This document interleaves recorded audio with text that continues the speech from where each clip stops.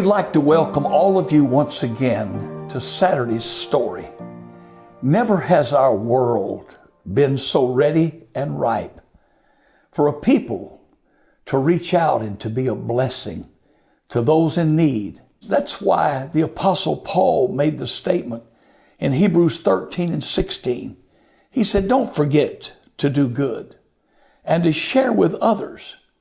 He said, for with such sacrifices, God is well pleased. What he's saying here is, if you want a blessing, and I don't know any of us that doesn't want a blessing, but we have to be a blessing to receive a blessing. No one has ever received a blessing without first being a blessing. So the apostle said, don't forget to do good.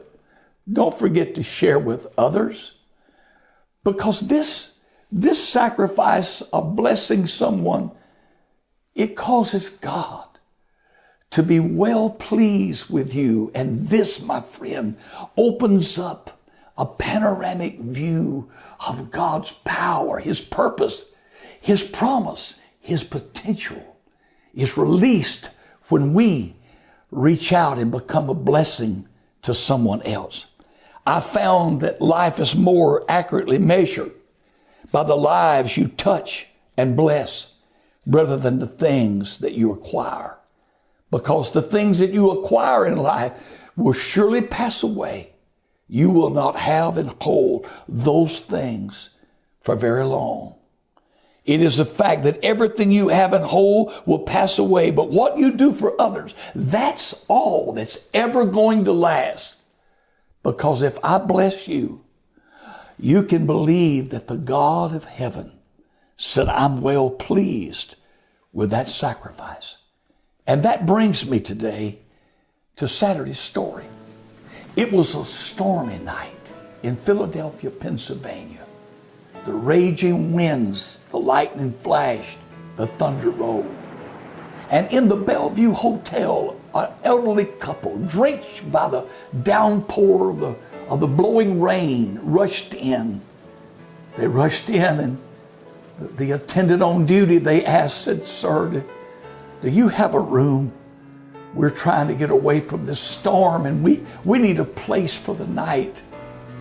And the kind attendant, he smiled and had such a loving smile. He said, I'm so sorry, but do you understand that there's 2 conferences in town? And there's not a hotel room anywhere in Philadelphia. And they looked at each other, and all of a sudden, the lightning flashed and thunder rolled, and the elder lady cringed, thinking of having to go out in that storm. But the kind attendant said, but I can't send an elderly couple like you out in the storm. I have a room that you could stay the night in that room.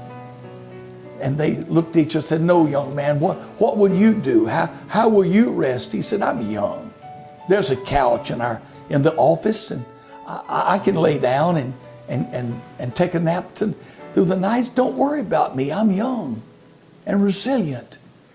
And so the elderly couple looked. He said, look, it's not a suite, but you can certainly rest comfortable for the night. And they looked outside at the raging storm and said, okay, young man. And so the next morning, the kind gentleman walked to the front desk and to settle the bill and offered the young man more money. But he said, no, I don't want any more money. I want to be a blessing. I just want to be a blessing. And the elderly man said, son, me and my wife were talking. There's very few people like you in this world. And you deserve to manage the largest hotel in the world. And I just might build it for you. Well, of course, the young man was thinking, well, he's just giving accolades because I gave him a room. And so he just dismissed it.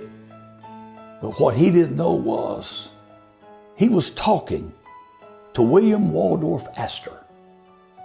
And 2 years later, he received a letter in the mail, a letter that had tickets already paid for a round trip to New York City. And when he arrived in New York City, Mr. Astor picked him up and took him to 5th Avenue and 34th Street. And he said, "Young man, what do you see?" He said, "Oh my."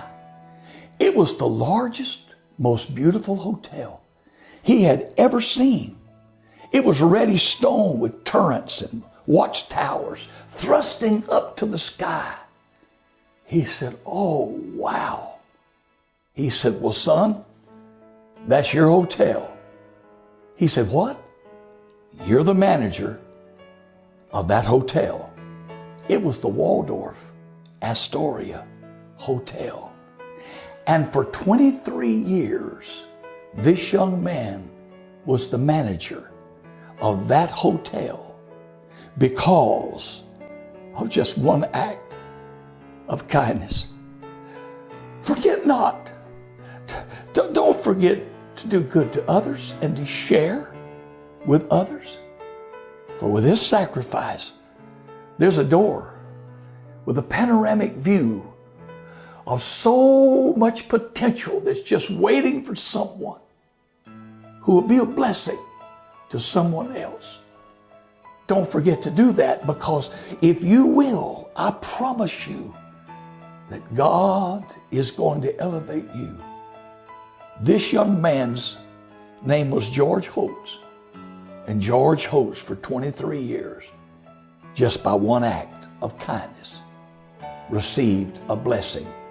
He was the manager of the largest hotel in America, just like William Waldorf Astor said he deserved.